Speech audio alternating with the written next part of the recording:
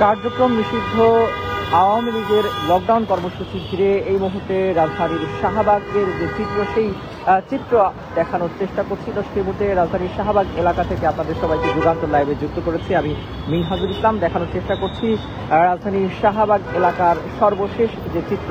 আপনারা জানেন যে আজকে 13ই নভেম্বর ক্ষমতাচ্যুত বাংলাদেশের প্রধানমন্ত্রী, সাবেক প্রধানমন্ত্রী শেখ হাসিনা যে মামলা, অর্থাৎ গণহত্যার দায়ে, মানবতা বিরোধী অপরাধের দায়ে আন্তর্জাতিক অপরাধ ট্রাইব্যুনালে তার যে মামলা, সেই মামলার রায়ের তারিখ ঘোষণা হবে আজ আন্তর্জাতিক অপরাধ ট্রাইব্যুনাল থেকে।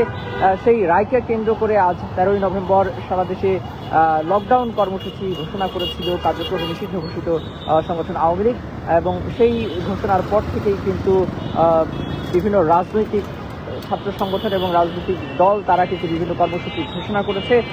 তারপর থেকেই রাজধানী জুড়ে কিন্তু কঠোর নিরাপত্তা বলয় তৈরি করেছে আইন শৃঙ্খলা রক্ষাকারী বাহিনী। এবং আজকের যে চিত্র, সকাল থেকে আমরা দেখেছি যে রাজধানীর বিভিন্ন পয়েন্টে রাজনৈতিক দলগুলো কিন্তু অবস্থান নিয়েছে, তারা বিক্ষোভ করেছে, মিছিল নিয়ে তারা রাজধানীর গুরুত্বপূর্ণ যে জায়গাগুলোতে রয়েছে সেই জায়গাগুলোতে এসে জড়ো হচ্ছেন, সেখানে অবস্থান কর্মসূচি পালন করছেন। এই মুহূর্তে শাহবাগের চিত্র, সেই চিত্র আপনাদেরকে দেখাচ্ছি যে সকাল থেকে কিন্তু এখনো কোনো ধরনের কোনো অপ্রীতিকর ঘটনার চিত্র আমরা দেখতে পাইনি, এখনো আমাদের চোখে পড়েনি। তবে গতকাল রাতে যেমনটি আমরা দেখেছিলাম যে এই রাজধানীর বেশ কিছু জায়গায় কিন্তু ককটেল বিস্ফোরণের ঘটনা ঘটেছে, গাড়িতে অগ্নিসংযোগের ঘটনা ঘটেছে। এ নিয়ে সাধারণ মানুষ কিছুটা ভীত সন্ত্রস্ত ছিল, কিছুটা আতঙ্কিত ছিল।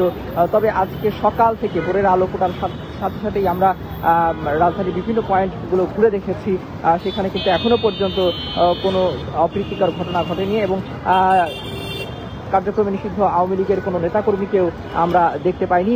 আমরা দেখেছি যে ছাত্রদল সহ, ছাত্র শিবির সহ, জাতীয় নাগরিক পার্টি, এর যে ছাত্র সংগঠন ছাত্রশক্তি, গণ অধিকার পরিষদের নেতাকর্মীরা সহ যারা আছে, জুলাই গণ অভ্যুত্থানে যারা নেতৃত্ব দিয়েছিলেন সেসব সংগঠনের যারা আছেন, তারা কিন্তু রাজধানীর বিভিন্ন পয়েন্টে কিন্তু জড়ো হয়েছেন। এই মুহূর্তে শাহবাগের যদি বলি যে শাহবাগের নিরাপত্তা ব্যবস্থা যেমনটি দেখানোর চেষ্টা করছি যে এখানে কিন্তু র্যাব, পুলিশ এবং বিজিবির যৌথ যে টহল গাড়ি, সেটি কিন্তু আমরা এখানে দেখেছি। সতর্ক অবস্থানে রয়েছে আইন শৃঙ্খলা রক্ষাকারী বাহিনী। রাজধানীর বিভিন্ন মোড়ে মোড়ে কিন্তু চেকপোস্ট বসানো হয়েছে পুলিশের। সেই চেকপোস্ট থেকে কিন্তু যাদেরকে সন্দেহভাজন মনে হচ্ছে, যাদেরকে পুলিশ সন্দেহ করছে, তাদেরকে কিন্তু তল্লাশি করা হচ্ছে। তাদের ব্যাগপত্র যদি কিছু সাথে থাকে সেগুলো কিন্তু খুলে চেক করে দেখা হচ্ছে।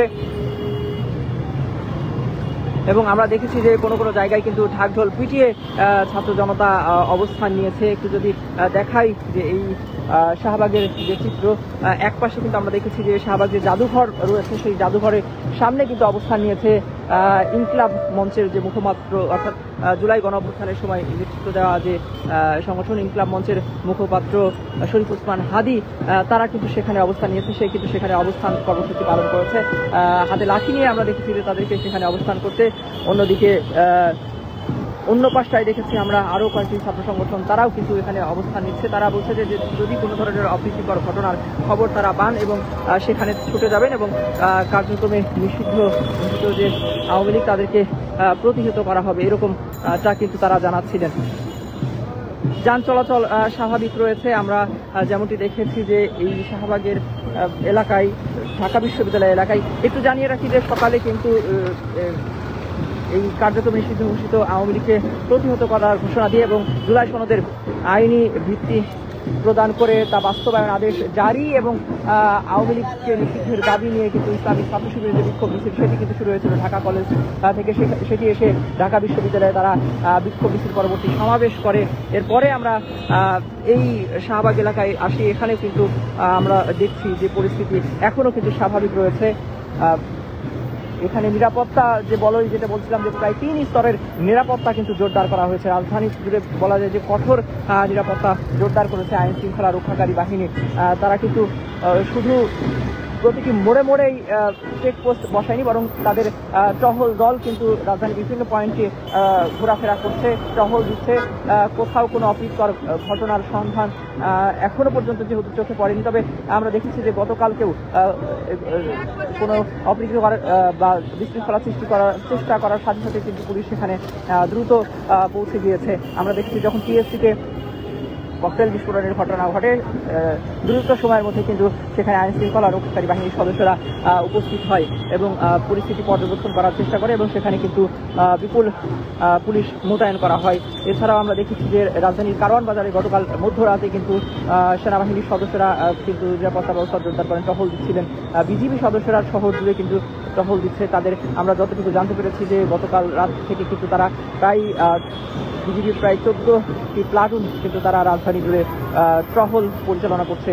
এছাড়াও সাদা পোশাকে গোয়েন্দা সংস্থার সদস্যরাও কিন্তু রয়েছে, তারা কিন্তু রাজধানীর বিভিন্ন পয়েন্টে ঘুরে ঘুরে নজরদারি করছেন যেন কোথাও কোনোভাবে কেউ নাশকতা সৃষ্টি করতে না পারে। এ মুহূর্তে শাহবাগের যে চিত্র, সেই চিত্র আপনাদেরকে দেখাচ্ছিলাম এবং এখানকার যে সর্বশেষ পরিস্থিতি সেটি আপনাদেরকে জানানোর চেষ্টা করছিলাম। আমি আপনাদেরকে জানিয়ে রাখি যে আজকে কিন্তু আন্তর্জাতিক অপরাধ ট্রাইব্যুনালে যেমনটি বলছিলাম যে জুলাই গণঅভ্যুত্থানের সময় সহ এ পর্যন্ত যে বিচার বহির্ভূত হত্যাকাণ্ড সংঘটিত হয়েছে সেসব হত্যাকাণ্ডের দায়ে হত্যাকাণ্ডের জড়িত থাকার অপরাধে আন্তর্জাতিক অপরাধ ট্রাইব্যুনালে মানবতা বিরোধী মামলায় বাংলাদেশের ক্ষমতাচ্যুত সাবেক প্রধানমন্ত্রী শেখ হাসিনার রায়ের তারিখ ঘোষণা করা হবে। শুধু তিনি নয়, তিনি সহ আরও 3 জন আসামির রায়ের তারিখ কিন্তু আজকে ঘোষণা করা হবে।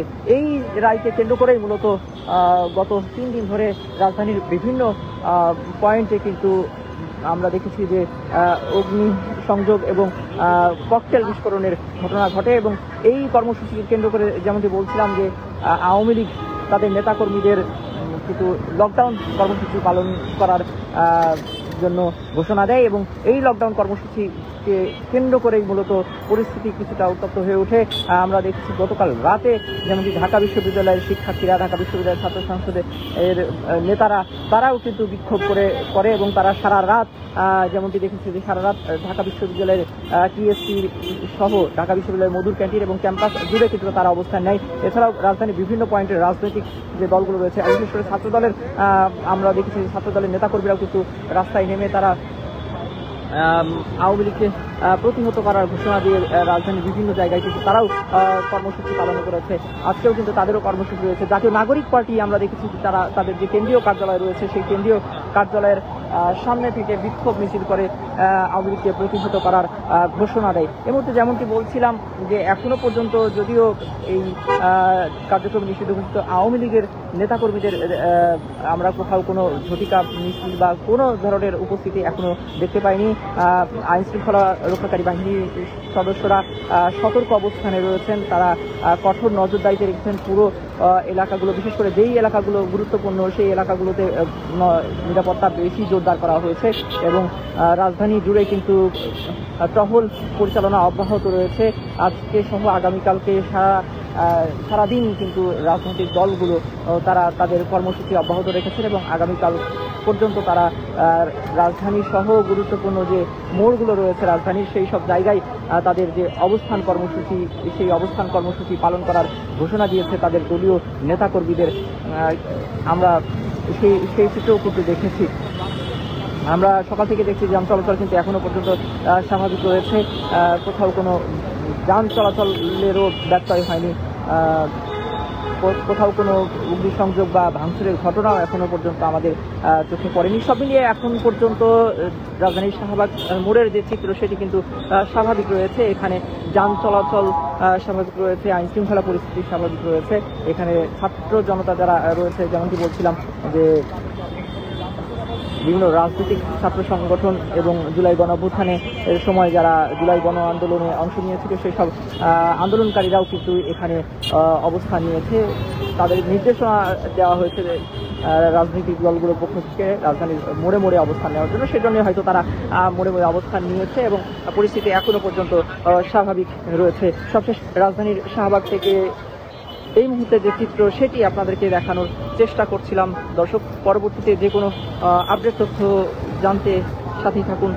পরবর্তীতে যে কোনো আপডেট তথ্য আসা মাত্র সেটি আপনাদেরকে জানিয়ে দেওয়ার চেষ্টা করব এবং রাজধানী জুড়ে যে নিরাপত্তার চিত্র সেটি আপনাদের কাছে তুলে ধরার চেষ্টা করব। এই মুহূর্তে শাহবাগ থেকে বিদায় নিচ্ছি। আমি মিনহাজুল ইসলাম।